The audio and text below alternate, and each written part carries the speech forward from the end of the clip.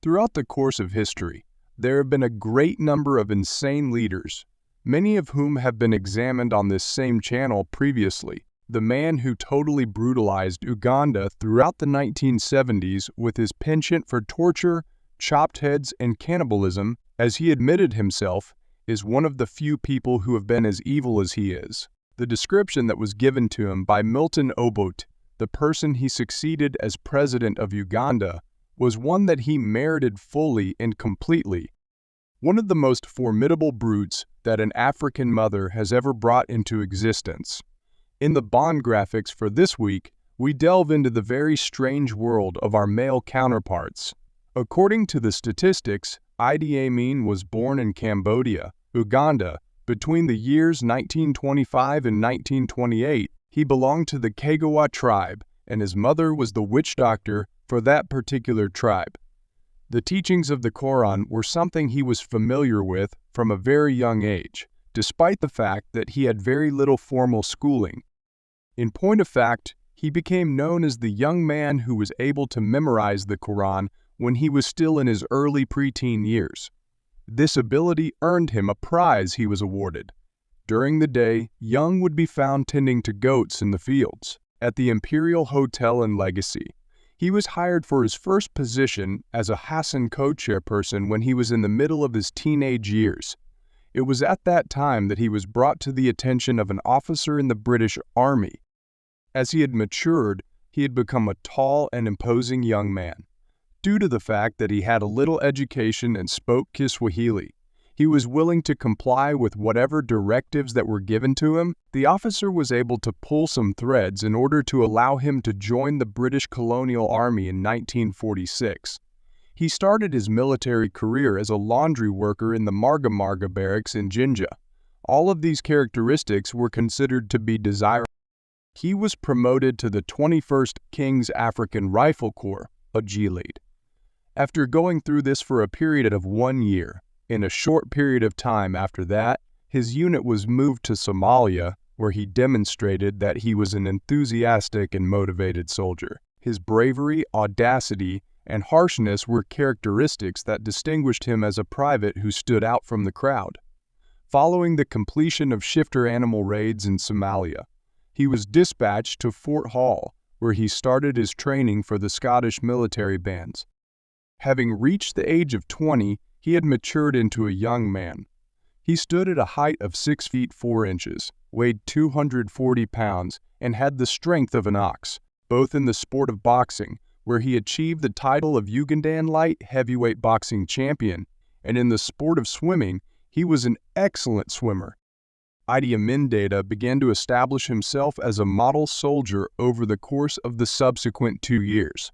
There was a report that portrayed him as an excellent individual who was not in the least bit angry, extremely astute, extremely crafty, and a natural-born leader. The physical and mental capabilities of the individual were discussed in another report, which stated that he was a splendid and good rugby player, but that he was basically boned from the neck up and that he required everything to be expressed in the terms of a single letter.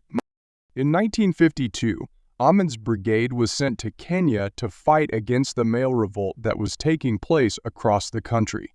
While he was here, he conducted foot patrols in the bush in order to eliminate the rebels.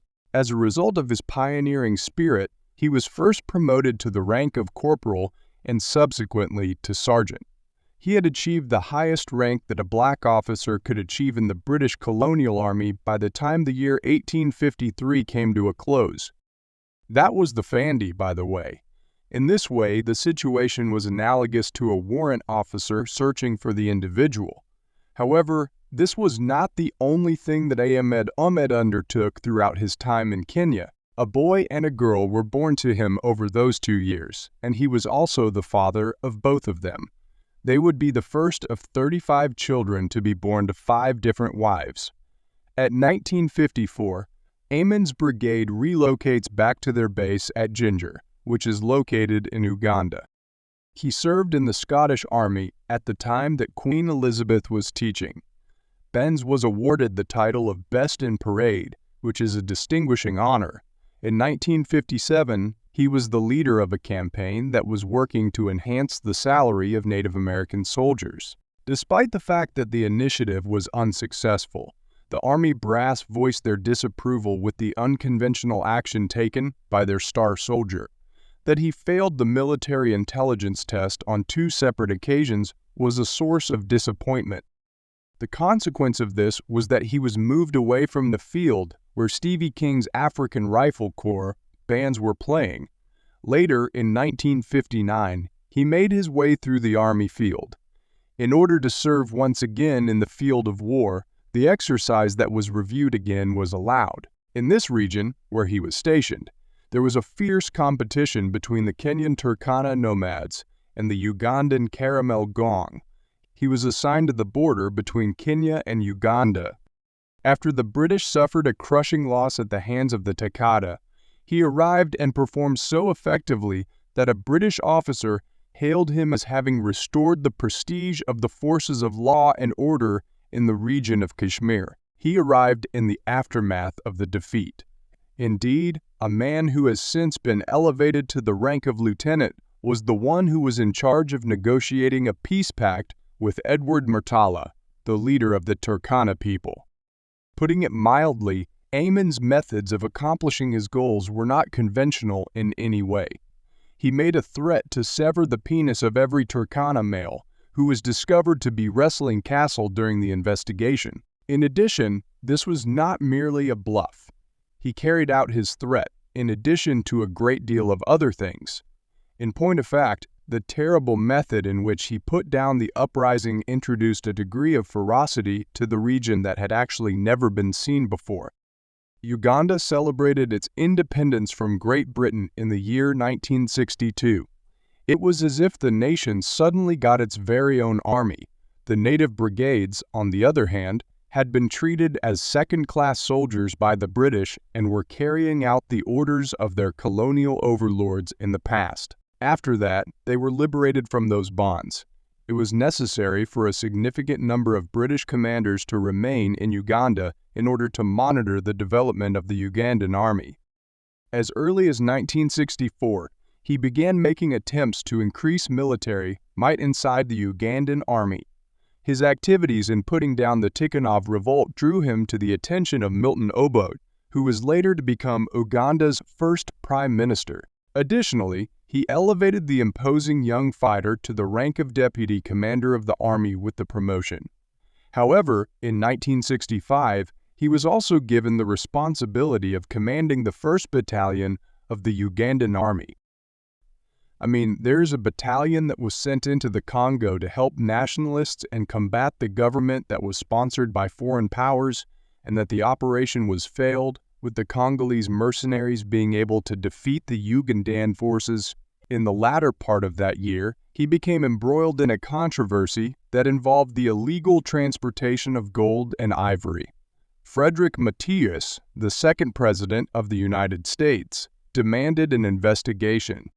After receiving a response, Obote appointed him as the Army's General and Chief of Staff, and he was given the responsibility of effectively managing the crisis. After that, he ordered the arrest of 5 ministers and declared himself to be the president. Amin, together with a military organization, was sent to the location where President Murtaza was located. Following that, I personally fired a pistol with a 12mm barrel, which was installed on his jeep in order to create holes in the walls of the president's retreat. Murtaza, on the other hand, had gone into hiding and been successful in escaping to England in the year 1969. I found the strongman strategies that Idi Amin, his right-hand man, employed to be quite satisfying. It was in 1967 when he bestowed upon him the highest position in the army. It was in the same year that he signed up for 2 English sessions and enrolled in university. Idi Amin, who was in charge of the Ugandan army at the time, found himself in a difficult situation in 1969. He would later acquire a doctoral degree from the university. Under the leadership of the Ugandan People's Congress, efforts were made to implement reforms. They had significant worries over the strategies that the commander-in-chief was employing in order to take control of the situation. Through his pattern of brutalizing his adversaries, inciting massacres against towns that appeared to be rebellious, and carrying out the execution of opposition leaders, he had formed a systematic pattern. Realizing that the winds were turning, he started taking classes in socialism immediately. It was Amin's savagery. On the other hand, it was not possible to put an end to it when Brigadier General Okoya accused him of being involved in an attempt to kill President Botha. "I am in charge of making arrangements for the murder of Okoya." While this was going on, tensions had been building up between him and a boat, and he had been concentrating on recruiting soldiers from his own tribe in order to build up his personal following. Subsequently, it was demonstrated that he had, in fact, been the one responsible for the attempt on a boat during his entire life. Additionally, it was disclosed that he had stolen 40 million shillings from the Military Operations Fund. This information was disclosed at the same time. In 1970, a boat was dismissed from his job as Commander-in-Chief of the Army. He then told his council to construct a prosecution against him in order to avoid being arrested, and he fled to Kampala. And from that vantage point, they waited for his chance to launch a counterattack against the boat. On the 25th of January in 1971, that opportunity presented itself. A Commonwealth Summit meeting was taking place in Singapore on that particular occasion, and President the Boat was there to attend. A brutal coup was launched by him with the assistance of Rwandan rebels, and he quickly declared himself to be both the Prime Minister and the President of Rwanda. This information was brought to my attention as I was flying back from Singapore, and the flight was rerouted to Tanzania. Over the course of the past few years, with regard to his relationship with the Western countries, there had been an increasing amount of controversy. Consequently, the Western governments were pleased with the change in government, which was a positive development. In point of fact, a boat was so unpopular at home that the majority of Ugandans applauded it as a manifestation of their victory over Western powers. Their expectations for the new Ugandan government were very high. They were of the opinion that our men would be able to counteract the impact that Russia had in the region. What they were aware of about it, they valued. Not only was he a boxer who had won the national championship, but he was also a sportsman who had failed the IQ test for the army. After that, he went on to earn a doctorate from a certain university.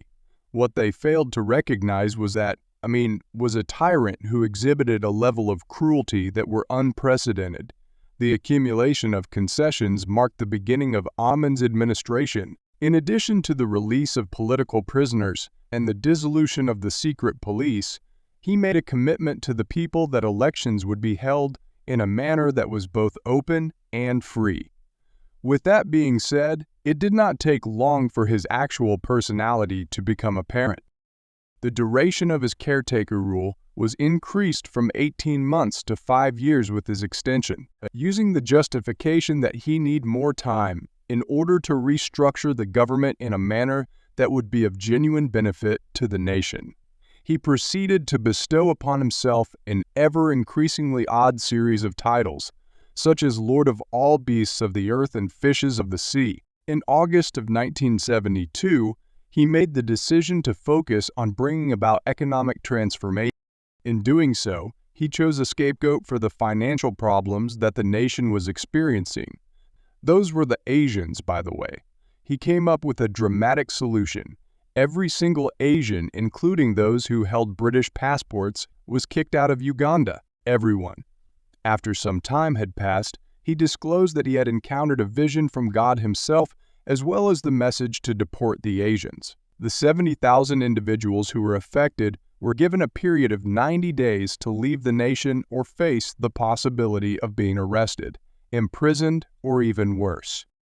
To add insult to injury, they were only allowed to take the amount of money and things that they could carry with them. His friends would be entitled to a portion of any property that was left behind. Having successfully removed the nation from the Asian crisis, make it a priority to eliminate from the country any and all individuals who were connected to the previous government. Not only did assassinations become commonplace, but they also extended to people who were just affiliated with the previous British rule. After that, the government of the United Kingdom started seizing British companies and individual property. Jewish and British residents were kicked out of the country.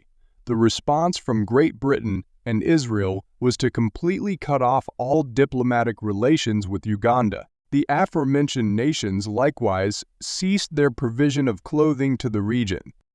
As far as I am aware, I am able to locate a fresh supply of arms. Libya was the location where he discovered it.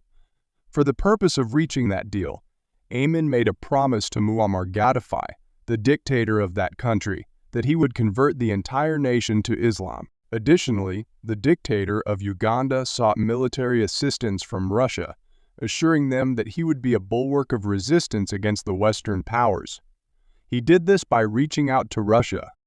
Furthermore, he offered his assistance to the Palestinian people in their fight against Israel in their home. According to the extensive changes that were implemented within the structure of the army, 36 prominent officers were instructed to report to Mac in the prison for the purpose of receiving specific training and techniques for subversion. On the other hand, after they arrived, they discovered that they had been placed in cells within the prison.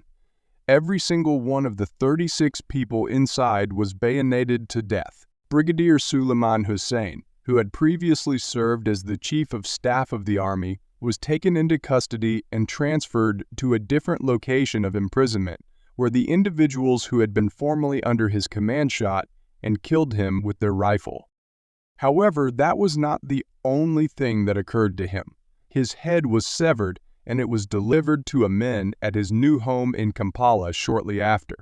He was in possession of the disheartening reality that he had stored in the freezer section of his refrigerator. The highest-ranking officers of the army at the two most important barracks in the country were informed that they were to form a line on the parade grounds in order to pay their respects to a motorcade of tanks that was approaching. In both instances, as the tanks approached, they veered off course and knocked down the officers who were surprised by the approaching tanks. Those individuals from yet another barracks who were not killed by being crushed to death were shot by waiting riflemen. A room was set aside for the officer corps, and they were informed that the president was on his way to deliver a speech for the officers. Therefore, as his entourage approached the barracks, grenades were hurled into the room, and all of the officers were killed as a result. In just a few short months, almost every single army officer in Uganda who had received training was destroyed. In their stead, representatives of a Kolkwit tribe comprised of men were appointed. There was a significant amount of success in concealing the slaughter that was taking place within the army from the general populace, as well as the international community. Men who had been tending goats in the fields were promoted to high-ranking generals and promoted over. However, when the homicidal spree was expanded to the people in general, the mask of politeness was removed in the guise of defending the order of his dictatorship. This was done in order to regain control of the situation. Approximately 500,000 people from Uganda lost their lives. There was no one who was safe from the murders, since the Chief Justice's doctors, lawyers, diplomats, teachers, and journalists were among those who were killed. There were also dead bodies of foreigners. Now, just before we get into even more insanity, and I promise that it will get even worse, like feeding heads to crocodiles, I want to say that it will get even worse. You do, however, have to cope with the dangers that could befall your online identity, even if you probably do not have to be concerned about it. I am shocked to hear you crying, Simon.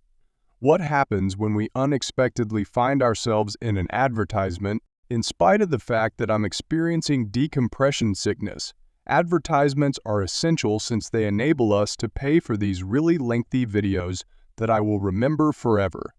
This crocodile is acting mournful, and human heads are popping up, as I mentioned earlier. Furthermore, who wouldn't want to remain in the area for that? Do you agree with me? Additionally, Dashlane is a very cool app that is, for the most part, free. Therefore, there is also that it is possible to utilize the public internet in a secure and anonymous manner by utilizing Dashlane, which is a digital identity protection solution that incorporates a virtual private network, VPNP, for all of your devices. In addition to this, they engage in a practice known as dark web monitoring, which essentially means that they keep an eye out for individuals who are selling your data on the dark web and will notify you if they find any instances of this happening. In addition, if a service that you have signed up for, such as Equifax or Sony, experiences a breach, you may be affected. Dashlane will immediately inform you of the situation, and they will also notify you of any other services that will share your username and password. This will allow you to update your login and password before hackers are able to access your data on other websites. Also, Dashlane continues to perform as it has in the past. Not only does it store your passwords, but it also ensures the safety of your personal information and fills out all of those irritating boxes for payment information and passwords for you. A significant portion of Dashlane is available at no cost. But if you want to get more out of the service, there are certain premium enhancements that you can purchase. In order to determine whether or not they are suitable for you, you can also obtain a free trial of them for a period of 30 days. After that, you can get a discount of 10% by using our coupon at dashlane.com for the National Geographic's graphics. And let's dig into those crocodiles being fed human heads, shall we? In contrast to a great number of other cruel dictators, I mean that he personally participated in the massacre. In point of fact, he appeared to take great pleasure in it. Individuals would be subjected to their own unique torment, and then their heads would be fed to crocodiles. Furthermore, he boasted about his ability to consume the flesh of his adversaries. Furthermore, as we have already seen, he had a habit of storing their heads in his refrigerator during the day. During a particularly infamous event that took place in 1962, Iman was giving a state dinner at his palace. Approximately halfway through the meal, he left the table, only to return with the frozen head of Brigadier Suleiman Hussein in his hand. As he began to pour a volley of invective at the head, he then flung cutlery at its venue and enlarged on it. His guests were so shocked that they did not know where to look. By redirecting much-needed tax revenue away from areas such as education, infrastructure, and healthcare and putting it into the military forces, the government was able to acquire the cash and domain that were required. In comparison to civil courts, army courts were accorded a higher level of significance. All of the ministers were threatened with arrest, and Parliament was dissolved as a result. When I say ratcheted up, I mean that the horror increased. It appeared like his paranoia was growing more intense. He encircled himself with a security detail, which may include as many as 18,000 members. These individuals served at the same time as a vicious death squad, carrying out murders, rapes, and pillaging at will. There were between 40 and 50 bodies that were thrown into Lake Victoria each and every single day on average. Botha, who had been deposed as president and was based in Tanzania, started making preparations to seize power in 1972. He gathered his forces and made some incursions across the border in order to exact his revenge by bombing Tanzanian communities that were located just across the border. Consequently, this effectively put an end to the aspirations that were had for power. Despite the fact that the violent mayhem was taking place within its borders, it did not hesitate to act on the international scene. His offer to mediate peace in Northern Ireland, his encouragement to the Scottish to secede from the Commonwealth, and his advice to African nations that they should band together to confront South Africa are among actions that he has taken. He was elected to the position of chair of the Organization of African Unity OA, where he advocated for the continent to be fully cut off from its contacts with the West. Taking this notion to its logical conclusion, he went so far as to assert that he and not Queen Elizabeth was the leader of the Commonwealth. Following that, he presented himself with the Victoria Cross. During the process of developing connections with Russia and Libya, a man offered his assistance to the Palestinian Liberation Organization PLAF. This occurred in June of 1976, When members of the PLO seized a plane that was traveling from Tel Aviv, Amin extended an invitation to have them land the jet at Entebbe Airport, where they would have 256 captives to negotiate with. There were 53 PLO detainees being detained by the Israelis, and the two hijackers of the PLO asked that they be released. To a single one of the hostages only, the old woman, whose name is Dora Block, choked on some food and was taken to the Kampala hospital for treatment. I mean, he completely immersed himself in the drama. The photographs of him berating the passengers were shown all over the world, and 156 passengers, all of whom did not carry Israeli passports, were immediately released, leaving 100 hostages. He promptly got himself to the airport, and in front of the captives, he berated the passengers. Surprisingly, Israeli engineers were the ones who were responsible for designing the Entebbe airport. When they returned to Tel Aviv, they were able to retrieve the blueprints for the airport and determine the precise location exactly where the hostages were being. After that, the Israelis came up with a strategy to free the captives.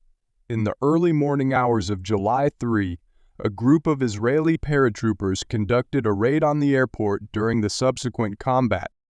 In addition to the 10 hostages who were injured, 3 of the hostages were eventually killed. There were a total of 7 hijackers who were murdered, in addition to around 45 Ugandan soldiers who battled in support of the hijackers. Additionally, one of the rescuers was also slain. However, when viewed as a whole, the rescue operation was a tremendous success. When it came to the course of events, it was enraged because there was no one else on whom it could express its fury. A handful of his thugs were dispatched to the Kampala hospital. He gave the order. They rushed into the room, which had a door that was a block away, and they dragged the elderly woman out of the room. Never again was she seen by anyone. In the event that the world was unaware of the fact that the dictator of Uganda was completely insane, the fact that he had proclaimed his plan to construct a memorial to Adolf Hitler left them without any doubt. It was beginning to become more difficult for Eichmann to maintain his hold on power after the raid on Entebbe. At this point, the economy had become a crisis. In 1977, there was an effort made to stage a coup. Despite the fact that it was unsuccessful, it enabled Amin to achieve an all-time high in terms of his power. It was determined that every individual who was suspected of being part in the conspiracy was put to death, and entire army formations were simply eliminated. On the other hand, in an effort to rally the populace, he disseminated the false information that the Tanzanians were planning to invade. He carried out a number of preventative attacks against the invasion that was supposedly taking place. On the other hand, he declined to offer air support for the attempts to attack the ground. This ultimately resulted in the unwarranted deaths of thousands of his soldiers. Following the successful retreat of the invaders, the Tanzanians advanced into the northern region of Uganda. That is to say, it was planned for the war with Tanzania to serve as a diversion from the issues that were occurring at home. On the other hand, the plan was unsuccessful as the troops rushed into the country in response to the ever-increasing Tanzanian and local forces that were drawing closer to Kampala. Amin made an urgent broadcast asking the army to take a stand at Jinja. Locals joined them in this spontaneous fight to recover their country. However, by this point, the army had also deserted him, or the call that it had made was simply disregarded. Amin, along with his 5 wives and 35 children, escaped to Libya, where they were offered refuge by Muammar Gaddafi. He left his nation with an inflation rate that was greater than 200%. I mean, he saw the writing on the wall. The nation's debt is estimated to exceed $340 a million, and he is responsible for the deaths of between 300,000 and 500,000 of his own people. Under the leadership of Milton Obote, who has been returned as president, the people are working hard to recover. Because to Gaddafi's generosity, Amin and his family were able to enjoy a life of relative luxury. However, in 1981, the two despots had a disagreement, and their subsequent departure from Libya led them to Saudi Arabia. A significant downturn for him and his family was the experience of living with the Saudis. As of this moment, they were surviving off of handouts provided by the Saudi government. In the year 1988, he made an attempt to return to Uganda with a small group of followers who were armed, but his efforts were eventually unsuccessful. On the 16th of August in the year 2003, the Mad Dictator lost its final episode. The previous month, he had put himself into a coma and his kidneys were failing, and there were no indicators that he would recover. In the end, his family made the decision to remove his life support. Despite the fact that he had denied so many of his victims, he passed away with a peaceful dignity. Milton Obote, upon learning of the passing of his former army chief, referred to him as the most ferocious individual that an African mother has ever brought into existence.